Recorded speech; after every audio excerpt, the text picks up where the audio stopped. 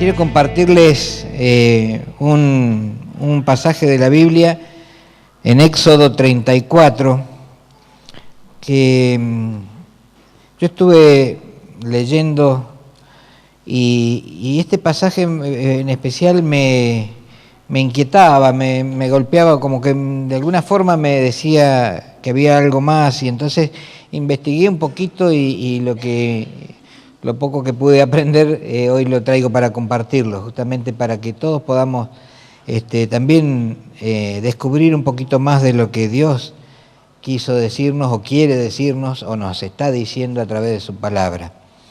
Éxodo 34 dice que el Señor le dijo a Moisés: labra 2 tablas de piedra semejantes a las primeras que rompiste. Voy a escribir en ellas lo mismo que estaba escrito en las primeras. Prepárate para subir mañana a la cumbre del monte Sinaí y preséntate allí ante mí. Nadie debe acompañarte, ni debe verse a nadie en ninguna parte del monte. Ni siquiera las ovejas y las vacas deben pastar frente al monte. Moisés labró 2 tablas de piedra semejantes a las primeras, y muy de mañana subió con ellas al monte Sinaí, como se lo había ordenado el Señor. El Señor descendió en la nube y se puso junto a Moisés. Luego le dio a conocer su nombre.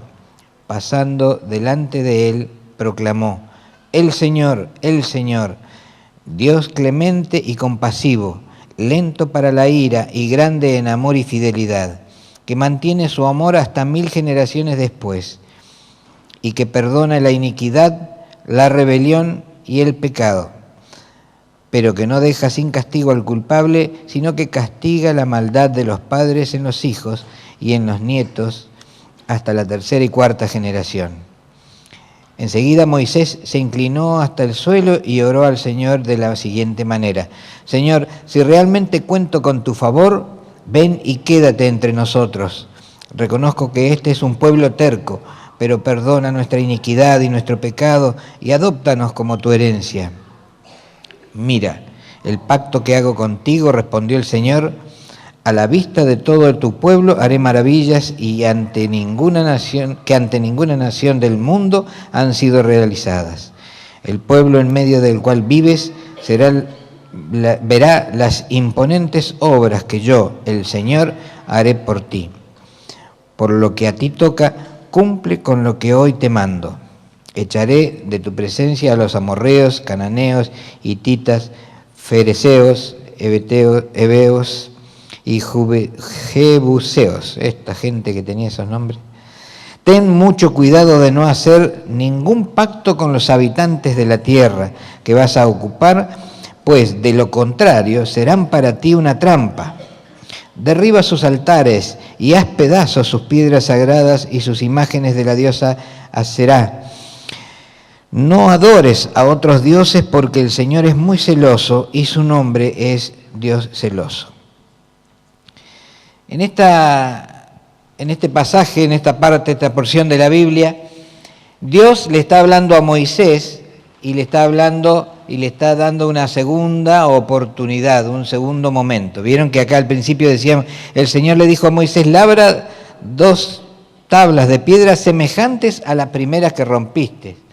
Y esto era porque justamente Moisés había subido al monte donde estaba Dios para comunicarse con él, para presentarle a Dios el pueblo, porque Moisés era el representante del pueblo, pero en el interín, en el tiempo en que Moisés estuvo 40 días arriba en el monte, que estuvo con Dios y recibió de Dios las directivas, porque en definitiva Dios le dio las tablas con los 10 mandamientos, en ese tiempo, en ese interín, los que estaban abajo, ¿qué habían hecho? Se habían desviado por completo, se habían olvidado de Dios, habían hecho una gran fiesta y inclusive ellos le reclamaron al hermano de Moisés. Los que vieron la novela saben quién es Aarón. Entonces, le reclamaban a Aarón de que les hiciera dioses, que le hiciera algún ídolo, porque de este tal Moisés que había subido al monte, ni sabían si iba a volver, porque a lo mejor no vaya a ser que Dios lo consumía con su poder. Entonces, por las dudas, hacenos un ídolo, y Aarón le faltó a lo mejor decisión como para poder ponerse firme y dijo, bueno, traigan las joyas, traigan el oro que tienen. Entonces dice, en otra parte, ¿no es cierto?, cuenta que Aarón le explicaba a Moisés, pero mirá, pasó esto, y trajeron el oro y lo tiramos al fuego, y esto es lo que salió, dice, y salió un becerro de oro. Difícil que esto es lo que salió, ¿no? Si es esto lo que salió, así, un becerro de oro, seguramente el diablo estaba trabajando ahí como para que ese becerro les llamara la atención. Pero lo más triste de todo esto es que ellos dejaron de confiar en Dios. Dejaron de creer en Dios, dejaron de creer que Dios podía guiarlos en este camino que estaban llevando, ¿no?, en el desierto. Y ellos buscaron otros dioses. Es más, se inventaron un Dios. Se lo inventaron ellos. Cambiaron la gloria de Dios por un invento, por algo que en realidad no existía. Es decir, si uno se pone a pensar, es muy poco razonable que un becerro de oro, o que así no fuera de oro, un becerro pueda ayudarnos de alguna manera a solucionar los problemas de la vida, a que pueda guiarnos por el camino del desierto y que pueda llevarnos bajo protección, que esta vida que nosotros estamos llevando pueda ser bendecida por alguien que no sea Dios. Entonces, esto es un detalle importante porque en esta ocasión Moisés estaba recibiendo de parte de Dios las directivas de hacer unas nuevas tablas. Las tablas eran nuevas, pero la ley era la misma. ¿Me explico? Es decir, Dios no cambia, Dios se mantiene constante y Dios siempre va a tener el mismo consejo y las mismas directivas para que nosotros podamos vivir sin falsas expectativas, inclusive sin incertidumbre, porque nos pasa a todos que a veces no sabemos qué hacer, no sabemos para dónde ir y en esa, digamos, incertidumbre que nos invade, a veces cometemos errores muy graves que después nos cuestan caro. Pero Dios, en su amor y en su misericordia, vuelve a darle al pueblo de Israel las directivas para poder vivir una vida consagrada, una vida guiada por Dios. Fíjense que dice que Dios le habla a Moisés, dice, talla 2 tablas de piedra como las primeras, y en ellas escribiré las mismas palabras. Por eso es que decimos que Dios es coherente y no solamente en esa ocasión tuvo las mismas palabras, sino que sigue hasta el día de hoy con las mismas palabras y es confiable porque se mantiene firme con las mismas palabras. Es decir, no hay otra palabra que sea para guiarnos. En los asientos, no sé si los que se sentaron de la mitad para atrás no encontraron seguramente en sus asientos, pero habían unos papelitos que tenían los 10 mandamientos. Así que de la mitad para adelante van a vivir según como Dios manda y de la mitad para atrás pregúntenle a los de adelante, así comparten la palabra, los 10 mandamientos. Pero el punto central de esta noche no es tanto los 10 mandamientos, sino que el punto central es la confianza en Dios. Recién cantábamos una canción que justamente nos inspira a entender y a descubrir que Dios es bueno. Y Dios ha sido bueno, es bueno y será bueno porque Dios es amor. Y en ese conocimiento nosotros tenemos que afirmarnos y poder vivir una vida tomados de la mano de Dios, una vida cristiana. ¿Por qué? Porque si no nosotros quedamos fluctuantes a la deriva, sin tener dirección ni sentido, y nuestra vida puede terminar mal. De hecho que eso es lo que busca el diablo, el enemigo de Dios, destruir. El diablo busca destruirnos, destruir la creación, destruirnos a nosotros, y va a buscar cualquier método o cualquier estrategia como para hacernos caer. Fíjense que más adelante Dios le habla a Moisés y en el versículo 5 dice, el Señor descendió en la nube y se puso junto a Moisés y luego dio a conocer su nombre. Esto es interesante porque acá es Dios el que está hablando y Dios se está presentando a sí mismo. En la Nueva Traducción Viviente, una de las traducciones de la Biblia también, dice Yahvé el Señor, y en la Nueva Versión Internacional que tengo acá dice Señor el Señor, y después coinciden, Dios clemente y compasivo, lento para la ira y grande en amor y fidelidad, que mantiene su amor hasta 1000 generaciones después, y que perdona la iniquidad, la rebelión y el pecado. ¿Qué está diciendo Dios? Dios se está presentando a sí mismo frente a esta gran incógnita que tenía el mismo Moisés, porque Moisés en determinado momento, se acuerdan que hasta él mismo dudó de decir, bueno, pero ¿y si yo voy y le hablo al pueblo, quién le digo que me manda? Y ahí es donde Dios mismo le está diciendo el gran yo soy, es decir, yo soy. No hay otra presentación, pero acá Dios hace esta presentación, dice Yahvé, quiere decir el Señor. Dios está diciendo, el Señor, la autoridad máxima, el creador, el que hizo el cielo, el que hizo la tierra, el que hizo el universo, el que puso reglas y leyes universales que siguen vigentes y que mantienen equilibrio el universo y que de alguna manera hasta el infierno mismo obedece a esas leyes, ese gran yo soy, ese Dios todopoderoso, omnisciente, omnipresente, capaz de poder crear y destruir a su voluntad, ese Dios es el que se le presenta y le dice, soy Dios de compasión y misericordia. Misericordia es una palabra que quiere decir dolor de corazón. Y esto nos asegura de que Dios nos entiende y que Dios le duele las cosas que a veces a nosotros nos pasan y que nos va mal. Dios tiene dolor de corazón por las cosas cuando a nosotros nos va mal. Y fíjense en cómo Él mismo se está presentando y dice, soy lento para enojarme. Estoy lleno de amor inagotable y fidelidad. Yo derramo amor inagotable a 1000 generaciones y perdono la iniquidad, la rebelión y el pecado. Pero permítanme volver un poquito. Dice, soy lento para enojarme. Esta palabrita que dice acá, soy lento para enojarme, a mí me hizo pensar, porque yo siempre lo dije y ahora se me afirmó la idea, ¿no? De que Dios en su gran amor, antes que condenarnos, prefirió perdonarnos. Él eligió perdonarnos. Nosotros, por nuestros pecados, podríamos haber sido condenados por Dios y haber pasado a la destrucción, pero sin embargo Él justamente prefirió perdonarnos antes que condenarnos o antes que castigarnos. Pero fíjense también otro detalle. Dice, estoy lleno de amor inagotable y fidelidad. Dios se está presentando como este Dios de amor que tiene tanto amor que fluye como un manantial. Vamos a tener una imagen, una idea aproximada. Es como un manantial.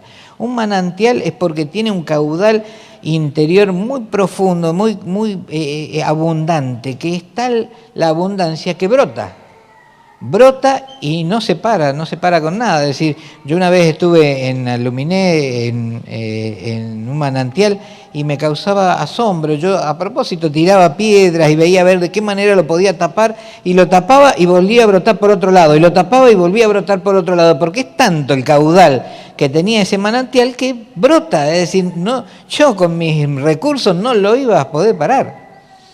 Es más, así hubiera venido con una motoniveladora y le tiro a lo mejor una palada de tierra, en algún momento ese manantial iba a brotar, iba a aflorar todo ese potencial interior. Y Dios se está presentando lleno de amor, un amor inagotable, un amor que se basa en la fidelidad, en su fidelidad hacia nosotros. No nuestra fidelidad. Fíjense que si fuera por nuestra fidelidad, y estaríamos en muchos problemas, pero sin embargo es su fidelidad hacia nosotros la que nos salva. Nosotros podemos acudir a Dios y pedirle perdón por nuestros pecados todas las veces que sea necesario. Y Él justamente es fiel y justo como para perdonarnos cada vez que confesamos, que reconocemos, la palabra confesar es reconocer, cada vez que reconocemos que hemos equivocado el camino. Y es muy importante esto porque nosotros muchas veces se ha enseñado también a un Dios castigador, a un Dios que realmente es muy sobrio, y no, Dios se está presentando Él mismo, está diciendo, soy lento para enojarme, estoy lleno de amor inagotable y fidelidad. Yo derramo amor inagotable a 1000 generaciones. Derramo amor inagotable a 1000 generaciones. Si hiciéramos un balance y calcular cuántas generaciones pasaron desde aquel entonces hasta ahora, todavía no pasan esas 1000 generaciones y sigue derramando amor Dios. ¿Amor por quién? Por la humanidad. ¿Y por qué? Porque somos sus hijos, somos su creación y Él ha decidido crearnos y ha dado de su amor al crearnos, y Él está permanentemente intentando ayudarnos a que nosotros nos perfeccionemos y nos purifiquemos. Fíjense en un detalle. Yo estaba pensando, digo, bueno, Dios puso en el centro, en el huerto del Edén, puso el árbol del conocimiento del bien y del mal, y le dijo, no coman de ese árbol. Podría haber optado por no ponerlo directamente, el árbol, y hubiéramos seguido, pero ¿qué pasa? Dios, en su amor y en su misericordia, justamente, y está procurando nuestro perfeccionamiento. Y entonces ese árbol, el conocimiento del bien y el mal, estaba ahí justamente para que nosotros podamos descubrir y entender de que nuestra relación con Dios tiene que ser más importante que cualquier otra cosa. Y que nuestra relación con Dios está basada justamente en la obediencia. En la obediencia. Por desobediencia les pasó a Adán y Eva lo que les pasó, que ellos fueron expulsados del paraíso y fueron a parar a un mundo hostil. Y muchas veces a nosotros nos pasa que por desobediencia también estamos viviendo las consecuencias de nuestros propios pecados. Fíjense en que el pecado es casi, podríamos decir, como una enfermedad de la cual está enferma una persona, pero que inevitablemente contagia. Supongamos, por decir algo, que yo tengo tuberculosis, en un nivel de enfermedad contagiosa. Entonces, ahora termina el culto y yo le voy a ir a dar un beso a cada uno de ustedes. Si ustedes saben que yo tengo tuberculosis y que es contagiosa y que estoy en la etapa de contagio, de alto contagio, y a lo mejor me dicen chau de lejos o me dan la mano, eso es lo que Dios está diciendo del pecado, que huyamos del pecado, porque nos contagia y nos enferma y nos mata. Huyan del pecado. Fíjense cómo Dios se presenta, dice, yo derramo amor inagotable a 1000 generaciones y perdono la iniquidad, la rebelión y el pecado. Y estas 3 palabras fueron las que a mí me motivaron justamente a reflexionar sobre todo esto. Iniquidad, rebelión y pecado. La iniquidad, ustedes saben, alguna vez los que han pasado por los retiros ya se acuerdan de esto, que iniquidad es justamente toda la herencia de maldad que hay en nosotros y que la hemos heredado espiritualmente de nuestros padres, de nuestros abuelos, de nuestros tatarabuelos y no sabemos de cuántos. Porque la palabra dice, más adelante lo vamos a ver, de que justamente esa maldad se transfiere, se transmite, se contagia hasta la 3ª y 4ª generación. Pero la iniquidad también significa, tiene una acepción también que es la de pensamientos torcidos. ¿Y quién de nosotros no tiene que reconocer que en algún momento algún pensamiento, no digo pensamientos retorcidos, sino pensamientos equivocados? Todos nosotros, si es por nosotros mismos, es decir, por nuestra propia inteligencia, tenemos algunos pensamientos que nos equivocamos porque creemos que está bien y está mal. La gente que buscó en el desierto generar un dios, un becerro de oro para adorarlo, ellos creían que esa era la forma de poder salir del desierto, pedirle a un becerro de oro, y ellos tenían un pensamiento torcido. Eso, lo torcido, lo que nos desvía de Dios, lo que nos aparta de Dios, lo que nos separa de Dios, eso es iniquidad.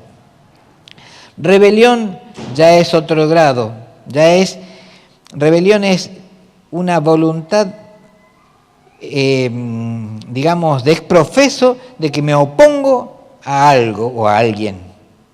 Y esas son las personas que justamente voluntariamente se oponen a Dios. Se oponen a Dios. Hay mucha gente que a lo mejor uno le dice, pero mirá, ¿sabes qué? ¿No querés venir a la iglesia? No, con Dios no quiero saber nada. No quiero saber nada. Se están oponiendo a Dios voluntariamente.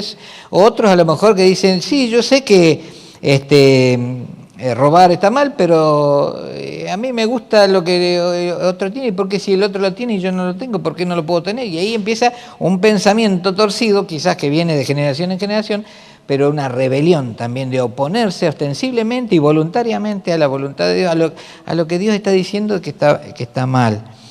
Pero también el pecado son las consecuencias de nuestra maldad, de cuando la maldad se anida en nosotros. Cuando la tuberculosis se nos anida tenemos consecuencias, los pulmones se empiezan a enfermar, empezamos a toser, ya nos duele la cabeza. Es decir, aquel que está enfermo de una enfermedad tiene consecuencias por tener el virus adentro. ¿Qué es lo que tiene que hacer? Y hay que matar el virus. Entonces, de alguna manera el pecado es ese virus espiritual que a nosotros nos enferma y nos hace caer en la muerte espiritual, la separación de Dios, no poder estar al lado de Dios nunca, porque a causa del pecado. Y es muy importante porque estas tres cosas en realidad no es que una sea más importante que la otra, sino que son parte de una misma, de un mismo remolino que nos envuelve a todos, la maldad. Y dice que Dios perdona la maldad que hay en nosotros. Dios perdona la maldad que hay en nosotros. Pero, dice, no absuelvo al culpable, sino que extiendo los pecados de los padres sobre sus hijos y sus nietos. Toda la familia se ve afectada, hasta los hijos de la tercera y cuarta generación. Esto es raro porque por un lado Dios dice que perdona, pero por otro lado dice que no absuelve al culpable. Hay algo ahí que nos cierra, ¿no es cierto? Lo que pasa es que justamente hay una palabrita clave en todo esto, la palabra arrepentimiento. Dios perdona a todo aquel que se arrepiente, pero no perdona al que obstinadamente no se arrepiente. ¿Me explico? Dios perdona a los que nos arrepentimos. Las veces que sea necesario, Dios nos perdona, pero si nosotros en una forma terca, vieron que por ahí al pueblo dice, este pueblo es terco, es duro, no entra en razones o no quiere entrar en razones, no quiere reconocer de que se equivoca. Bueno, eso pasa justamente, dice, y dice, extiendo los pecados de los padres sobre los hijos y sus nietos y toda la familia se ve afectada. Acá en la otra versión dice que castiga la maldad de los padres en los hijos y en los nietos hasta la tercera y cuarta generación. ¿Esto qué significa?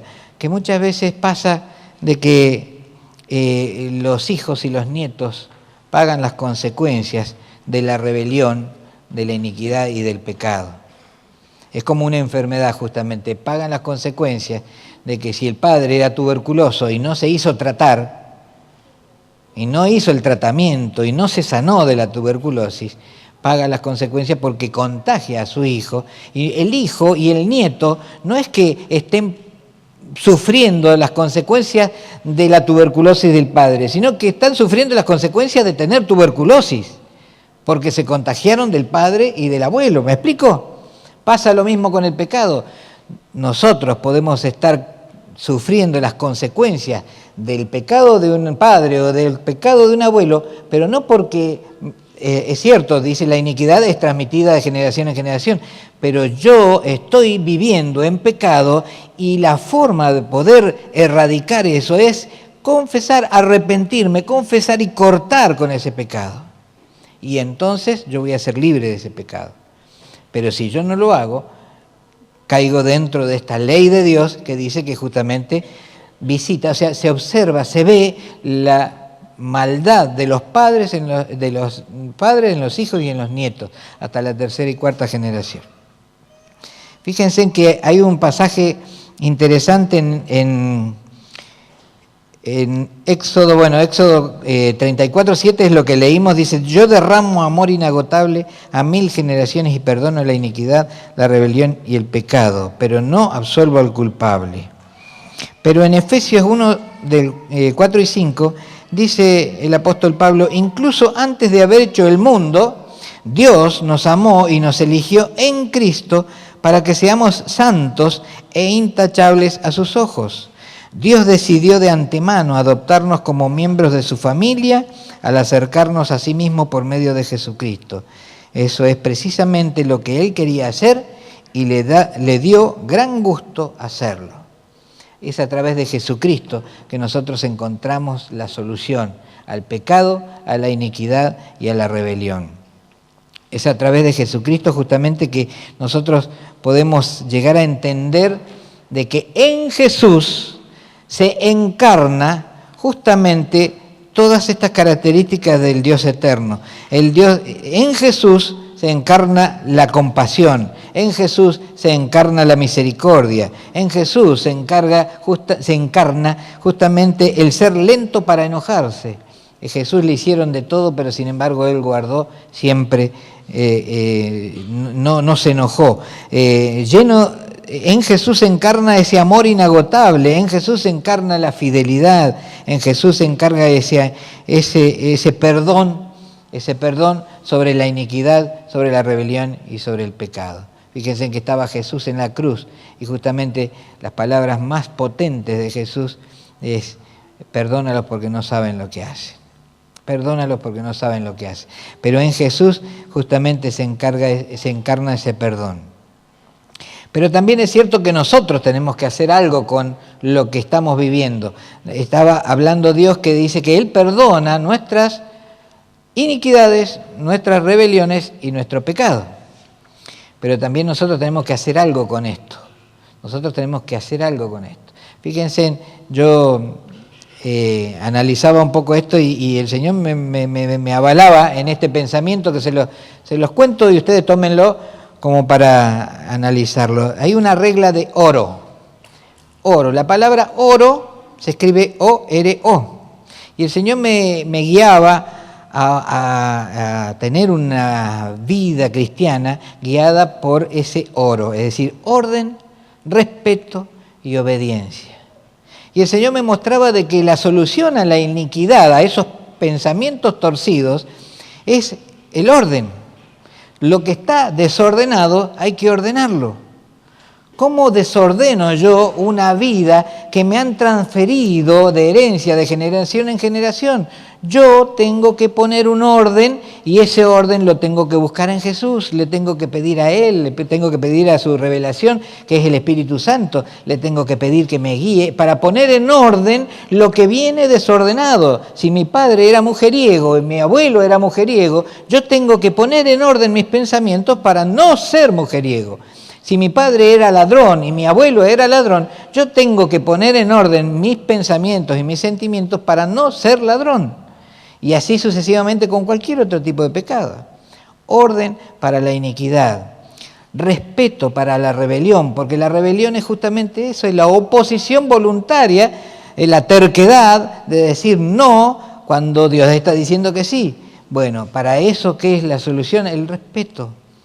Para la rebelión, la solución es el respeto. ¿El respeto a qué? El respeto a Dios. Si yo digo que amo a Dios, y no lo amo y no lo respeto, es porque realmente no lo amo. Simplemente estoy diciéndolo, pero no lo amo. Cuando uno ama a alguien de verdad, uno lo respeta. Y cuando uno lo respeta, lo escucha y le obedece. ¿Por qué? Porque es Dios. Ese Dios que estábamos hablando, que es Dios omnipotente, Dios omnipresente, es el Dios creador del universo, es el Dios que ha puesto leyes y reglas universales que afectan aún hasta el infierno, y el infierno mismo se somete a esas leyes porque es Dios todopoderoso. A Él lo respeto, porque el respeto es lo que rompe mi rebelión. El respeto es lo que destruye mi rebelión, la anula. Y mis pecados, ¿cómo los soluciono mis pecados? Con la obediencia. Con la obediencia, porque el pecado es el resultado de la desobediencia. Es el resultado de la desobediencia. Entonces, orden, respeto y obediencia para poder solucionar la iniquidad, la rebelión y el pecado. Dios es un Dios misericordioso y clemente, y Dios nos está queriendo hablar también y presentándose de esta manera en esta noche. No quiere decir con esto de que Dios no sea justo, Dios también es justo, pero vuelvo a repetir, la justicia de Dios va sobre aquel que voluntariamente se opone a Dios y lo rechaza. Pero aquel que busca a Dios y lo acepta y le pide, encarecidamente le pide ayuda, a ese Dios justamente extiende su amor, que es mucho más grande que la condena que podamos tener por todos nuestros pecados. Fíjense qué importante es poder entender esto último, ya con esto cierro, que es poder entender de que en Jesucristo se encarna estas cualidades en las que Dios mismo se presenta. En Jesucristo se encarna la compasión, la misericordia, el no tener la ira suficiente como para enojarse y el estar lleno de amor, de fidelidad, que derrama ese amor inagotable y esa fidelidad que Él tiene para con nosotros, perdonándonos todos nuestros pecados, nuestras rebeliones y nuestra iniquidad. En Jesucristo. Por eso es tan importante que nosotros, para poder vivir una vida cristiana, para caminar por este desierto y ser guiados por Dios, justamente nosotros tenemos que tener la mente de Cristo. Por eso es que Él mismo, Dios mismo, nos está ayudando a través de su Espíritu Santo para que nosotros podamos ser renovados en nuestro entendimiento y poder vivir de acuerdo a su palabra y de esa manera poder vivir en santidad. Si santidad no es otra cosa que apartarse de la maldad, apartarse del mal. Todos venimos de hogares complicados. Todos venimos de algún problema, todos hemos vivido distintas situaciones que nos han llevado a equivocarnos, a pecar, pero nosotros podemos hacer algo, nosotros podemos buscar a Cristo, buscar a Dios, pedirle al Espíritu Santo que nos guíe, que nos ayude, que nos limpie de pecado, que nos perdone, que Él, Dios, en las tres formas, Dios Padre, Dios Hijo y Dios Espíritu Santo, pero que es Dios, Él nos salve, que Dios nos salve. Eso es lo que nosotros tenemos que buscar y eso es lo que nosotros podemos conseguir porque nos acercamos a un Dios que es amor, a un Dios que es misericordioso, a un Dios que es bueno. Bueno con aquellos que se acercan a Él buscándole con sinceridad. Pero Dios es justo con aquellos que no se acercan a Él o que son hipócritas o falsos o mentirosos. Por eso es importante esta canción que cantábamos hoy, ¿no? De declarar y decir, Dios ha sido bueno, porque nos ayudó hasta aquí, hasta ahora nos ha ayudado. Pero bueno es Dios, porque Él es bueno, y a Él le pedimos que nos ayude, a Él le pedimos que nos guíe, a Él le pedimos que nos salve. Pedro, el discípulo de Jesús, justamente cuando estaba en el mar y que estaba caminando sobre el agua, porque de alguna manera aceptó el desafío de caminar sobre el agua como Jesús, como su maestro. Cuando se empezó a hundir, tuvo una oración breve, pero fue contundente. Señor, sálvame. Señor, sálvame. Esa es la oración más efectiva que podemos llegar a tener. Señor, sálvame. Si en esta noche tenés alguna situación que necesita de la salvación de parte de Dios, pues decirle eso, Señor, sálvame. ¿Por qué? Porque Dios te va a escuchar, porque Dios es bueno, porque Dios es bueno, es misericordioso, lento para la ira y extiende su amor hasta 1000 generaciones. ¿Les parece que oremos? Oramos en esta noche, justamente la idea era esta, presentar a Dios como Él mismo se presentó. Él mismo le dijo a Moisés, Yahvé, Yahvé, el Señor, el Señor.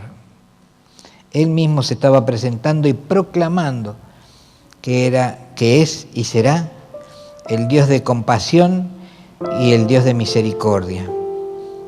El Dios lento para enojarse y que aún perdona nuestros pecados, porque Él, más allá de haber dictado las leyes que rigen el universo, esas leyes han sido ampliadas y perfeccionadas con su amor y estableció una ley que está por sobre todas las demás. Cree en el Señor Jesucristo y serás salvo. Dios quiere que nosotros podamos entender y descubrir de que Él es bueno y que podemos acercarnos a Dios, no importa quiénes seamos, no importa lo que hayamos hecho, no importa lo que hayamos vivido, ni lo que pensemos, no importa ni siquiera las luchas interiores que tenemos en nuestro pensamiento, y a veces luchamos contra nosotros mismos y somos nuestro peor enemigo. Dios quiere que nosotros recordemos siempre que Él derrama un amor inagotable como un manantial en el desierto, para que nosotros, cansados y sedientos, podamos refrescarnos y poder vivir. Dios quiere que nosotros tengamos siempre presente que su amor se extiende en Jesucristo, que su amor se hizo real y concreto al morir en esa cruz para traer el perdón sobre nuestros pecados, nuestras rebeliones y nuestras iniquidades.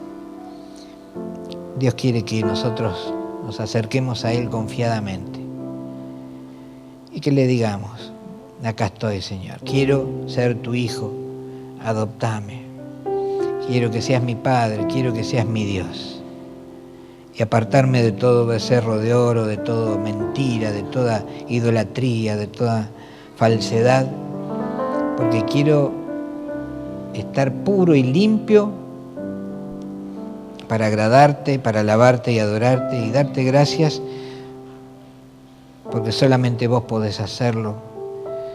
Y en esta noche hoy te invito a que abras tu corazón y que le digas a Dios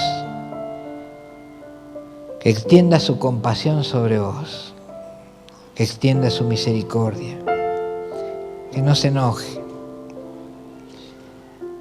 que te llene de amor, de esa fuente inagotable, de ese manantial, y que su fidelidad hacia nosotros nos salve. Señor, te bendecimos, Dios, y te adoramos y te damos gracias por esta noche. Gracias, Señor, porque en tu palabra nos inspiramos pensando, entendiendo y sintiendo de que vos estás queriendo decirnos todo esto.